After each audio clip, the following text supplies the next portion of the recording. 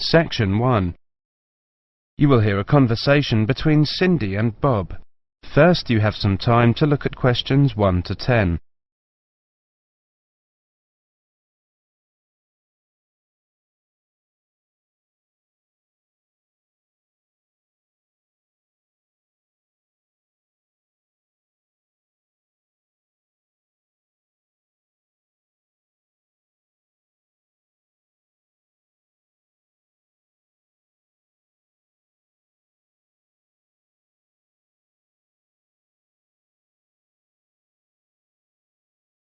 Now listen carefully and answer questions 1 to 10. So, Bob, how many people have said that they're coming on the company picnic? Well, Cindy, we've got 35 definites and another 10 probable. Shall we say 50? I think so. And we've fixed the date for... The 26th, the last Sunday in August. Great. I hope the weather's good. Should be. Now, we have to decide where to order the food from and what kind of things we want. Right. What's our budget? We've decided to go for £10 a head for food and £5 a head for drinks. OK, I got some pamphlets from caterers. What do you think? The most important thing is to make sure that there's a variety of food. We don't want people complaining that they don't like anything. We also don't want food that could deteriorate in the sun. Ice cream, that kind of thing. You've seen these pamphlets. What do you think? Well, I thought Paris Kitchen looked good. The price almost exactly meets our budget, and they seem to have a good variety. I don't know. A friend of mine used them for her company and wasn't impressed. Really? What exactly didn't she like? Well, the food. She said the food was good, but not quite the variety they'd expected. The drinks included some wine, which was apparently not very good. Oh, well, perhaps we need to consider this one, company caterers. Looks a bit pricey. Mind you, I've heard that they are very good. Let me check the price. Yes, £12 a head for food. That's more than our budget. Do you think we could get a discount? Let's see if it says anything in the pamphlet. Yes, they do offer a discount for groups of more than 30. 10%. Does that help us? 10% off £12. It's still more than we budgeted for. Hey, look at this one. Celebrations. It's a new company. I asked a few people about them, but no one has any ideas. Well, let's see. £9 a head for food and £5 a head for drinks. That's fine. What kind of food do they have? It says here that they just provide cold meals for picnics. Well, that's okay. And they include vegetarian dishes. We do have some vegetarians to take into consideration. Well, it looks good to me. The only problem is their lack of experience. I mean, it's a bit of a risk, isn't it? Yes, if the food's no good, we'll look incompetent. Ah, look here. It says that we can visit their premises and try some of the dishes they offer. You mean we might get a free lunch? Shall we call them and arrange to go and see them? OK, which day? How about tomorrow? No, we've got that meeting. The day after tomorrow, Thursday. Good. Time? 11? Good. Right. What's their phone number? 28653479. We also need to ask them whether they can deliver straight to the picnic site, don't we? Yes, I don't think that'll be a problem though. I mean, it's on the outskirts of the city, but it's not too far away. Does the price include delivery? It doesn't say, but the other companies include it, so they should. If they don't, our budget still allows us to pay a small fee. That is the end of section 1. You now have half a minute to check your answers.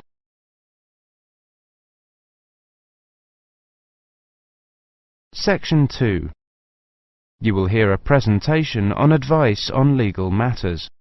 First, you have some time to look at questions 11 to 20.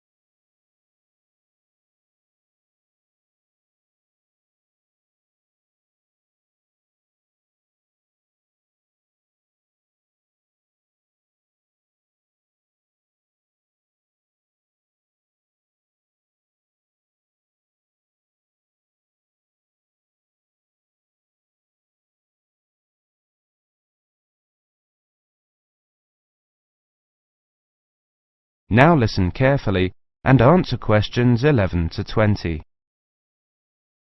Good afternoon, everybody. My name is Sally Miller, and I'm here to offer you some advice on legal matters whilst you are studying at this university.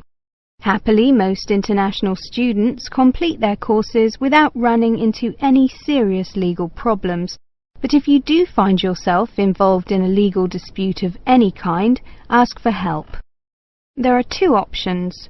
First, contact the students' union or welfare officer. Even if they cannot help you directly, they should be able to advise you where to go for help. The second possibility is to contact the Citizens Advice Bureau in your area. You can find them in the local telephone directory. They will be able to recommend a solicitor if you need one, and tell you if there is a local law centre providing free legal advice. They will also be able to tell you whether you can claim legal aid to help pay for any court and legal fees. Let me give you some basic information about the police. The police have the power to stop and search anyone who appears to be behaving in a suspicious manner. If you are arrested for any reason, even if you know it to be a wrong reason, remember a few very important things. 1. Don't be aggressive. 2. Do not try to bribe the police officer. 3. If you are arrested by plainclothes police officers, ask to see some form of identification. 4. Give your true name and address if the officer asks you to. Lying to the police is a criminal offence. 5. Do not sign any statement until you have received advice from a solicitor. There is always a solicitor on duty at every police station. 6. You will be entitled to make one telephone call. If you use this call to telephone a friend, urge your friend to contact someone from your university or from the students' union and get advice about what you should do next. If you find yourself in trouble with the police, it is very important to get professional advice. Contact any of the following: your university welfare officer, the students' union at your university, your local Citizens Advice Bureau, a local law centre. If you are found guilty of an offence, it could seriously damage your position as an international student, so be sure to ask for help as early in the process as possible. Remember, obey the local laws. The laws here may not be quite the same as in your own country. Here are a few examples of actions that are illegal here. It is against the law to possess offensive weapons. For example, knives, guns, chemical sprays used for personal defense. Even women are not allowed to carry sprays or other deterrents to protect themselves against possible assault, except for rape alarms. Possess or supply hard or soft drugs. Disturb the peace. This is called disorderly conduct.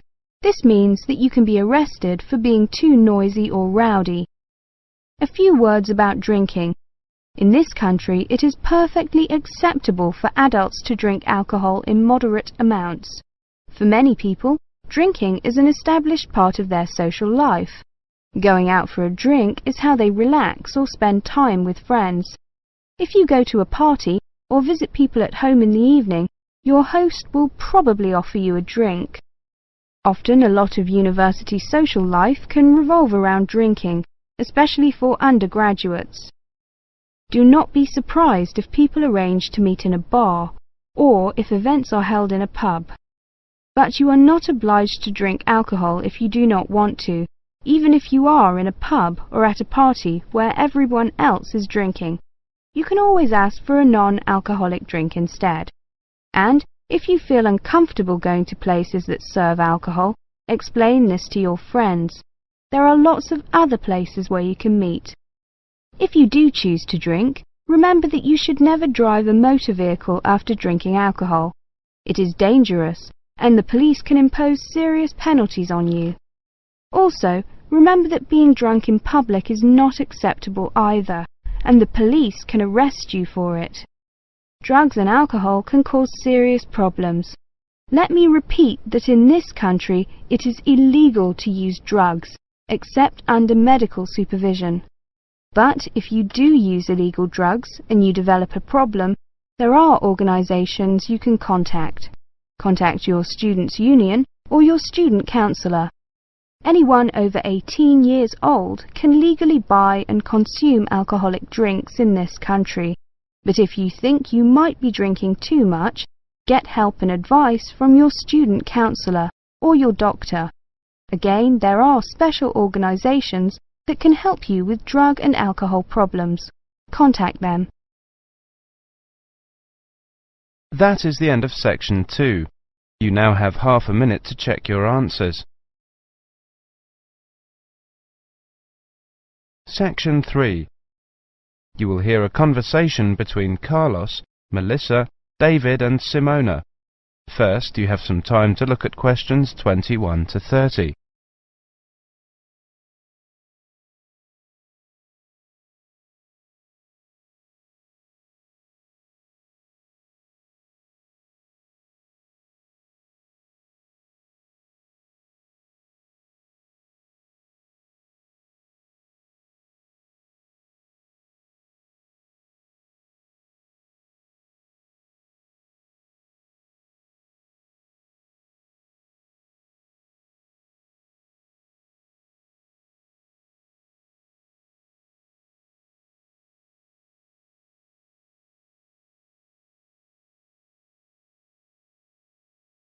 Now listen carefully and answer questions 21 to 30. Okay, everyone. Let's look at what presentation tips we come up with for our next seminar, Melissa. Okay, here's my first tip. Show up early. Some experienced presenters say that something good is bound to happen. I'm not sure about that, but... Well, you may have a chance to head off some technical problem. Also, at the beginning, before you actually begin your presentation, people filter in slowly. It's a great time to introduce yourself. Can't argue with that. Simona had some ideas about opening. Have a strong opening. I picked up a few ideas for structuring your opening. First, never apologise. If you're worried the presentation won't go well, keep it to yourself and give it your best shot. Besides, people are usually too preoccupied with their own problems to notice yours. I like that. Open by addressing the following 3 questions. What's the problem? Who cares? What's your solution? Excellent suggestion. David, you've gone quiet. Well, my next suggestion is PGP. That means that with every subtopic, you should move from the particular to the general and back to the particular. Even though the purpose of a subtopic is to convey the general information, bracing it with particulars is a good way to draw attention and promote retention. I've got another one. This might not be a tip so much as a law. Give everyone at least one piece of paper. A piece of paper is a record from your presentation. People can use that to help recall the details of the presentation, or better yet, to tell others about it.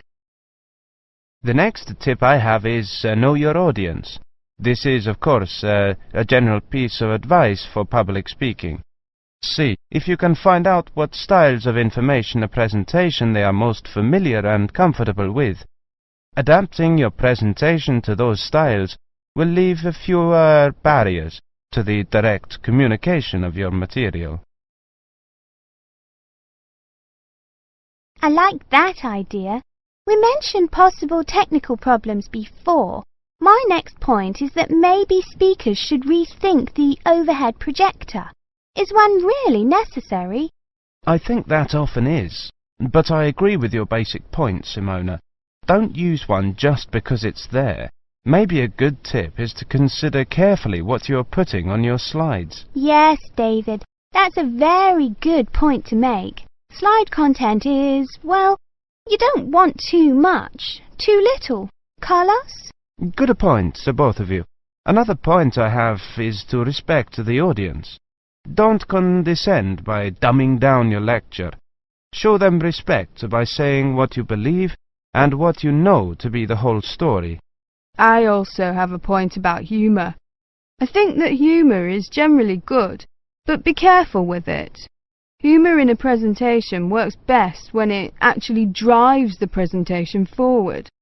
If you find you're using canned jokes that don't depend on the context of the presentation, eliminate them. David? Maybe, Melissa, but always be very careful about jokes that put down a class of people. If you're going to alienate your audience, do it on the merits of your content. Also, avoid masculine or even feminine pronouns as universals. It can be a nuisance to half the audience. As universals, use the plural they. The Oxford English Dictionary has allowed they as a gender-neutral singular pronoun for years. Thanks, Simona. Thinking towards the end. Take care with the questions. Many people judge the quality of your talk not by the 20 minutes of presentation, but on the 30 seconds you spend answering the question. Be sure to allow long pauses for questions. 10 seconds may seem like a long pause when you're at the front of the room, but it flows naturally from the audience's point of view. Let people know you believe your material. Speak with conviction. Believing your subject matter is one of the best ways to speak more effectively. Finish early, and something good is almost bound to happen. If nothing else happens, people will be able to leave early, and suddenly they'll have an extra couple of minutes to do things they didn't think they'd get to. People will really like you if you do that. I think we have missed the key point. Practice. Practice over and over and over. If you can, record your presentation. Play it back and watch yourself. You'll discover 1,000 horrible things you never knew about yourself. Now watch it again without the sound. Why are your hands flying around like that? Now listen to it with the picture. Get rid of those ums. Now watch it at twice the normal speed. This emphasizes low-frequency cycles in your gestures. David, those were excellent points. I have one more, something quite simple, but often overlooked. I read that the two most dehydrating things you can do in a modern civilization are live presentations and air travel. I don't know if it's really true, but the message is that the way to stay sharp is to drink lots of water. Take care of your body, especially your voice. If possible, avoid alcohol too. So, we've got to organise these points now. That is the end of section 3. You now have half a minute to check your answers. Section 4. You will hear a monologue on the subject of the Celts. First, you have some time to look at questions 31 to 40.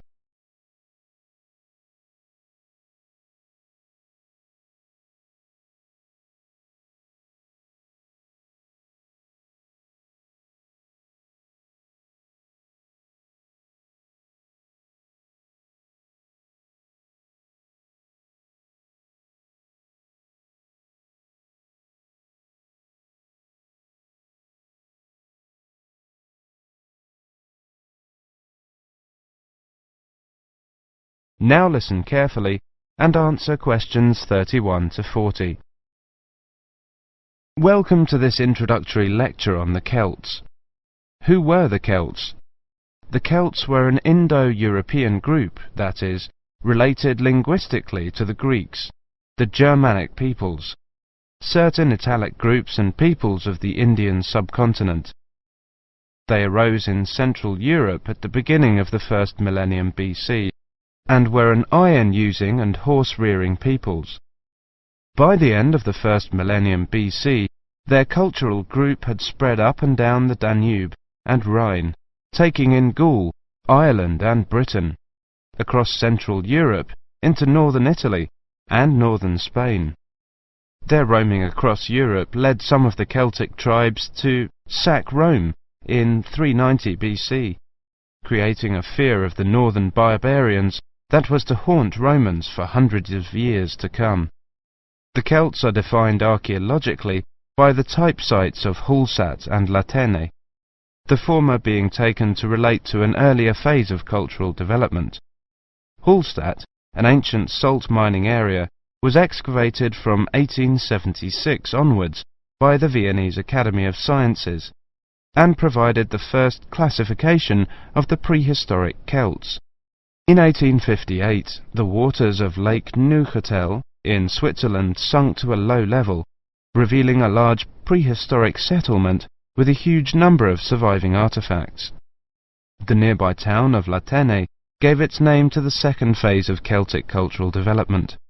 However, please note that these phases overlap through time and are defined according to geographical area. Let's look at each of these, taking the Hallstatt first. Hallstatt culture is characterized in 4 stages. A and B were during the Late Bronze Age, from about 1200 to 700 BC. C was in the Early Iron Age, from about 700 to 600 BC. D was from about 600 to 475 BC.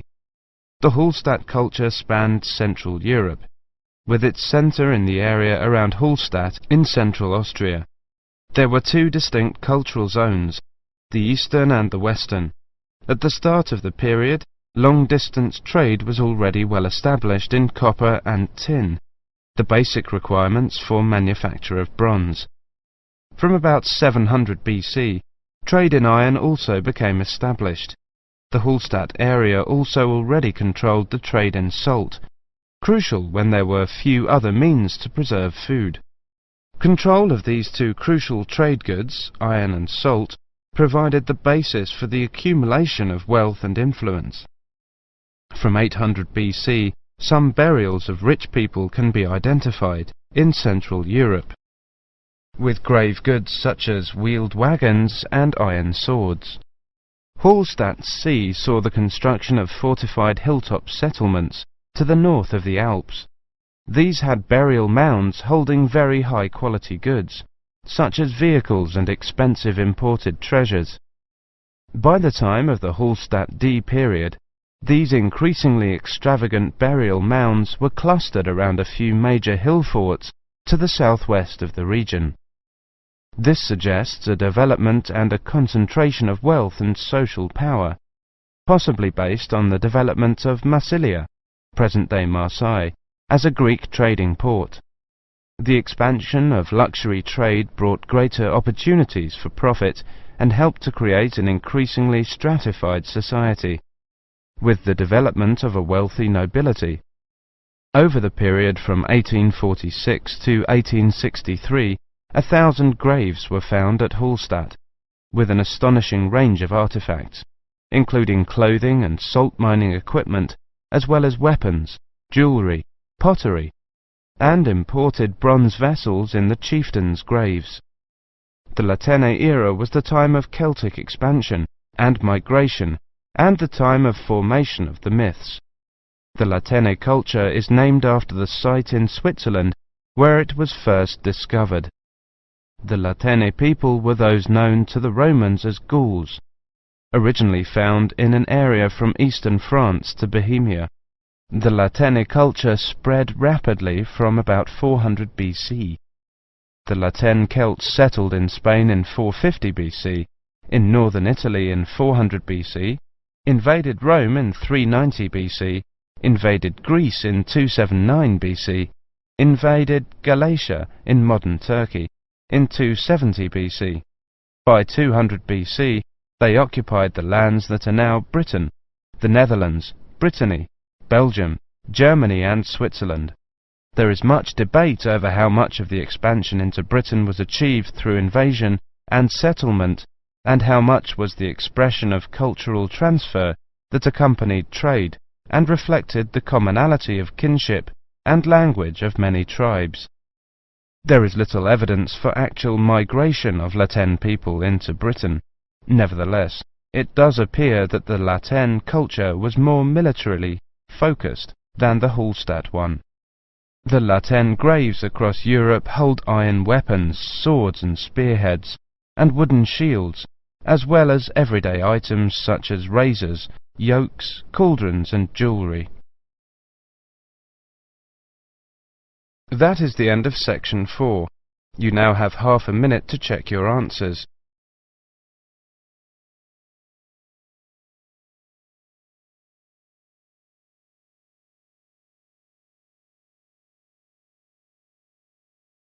That is the end of the listening test. In the Ielts test, you would now have 10 minutes to transfer your answers to the listening answer sheet.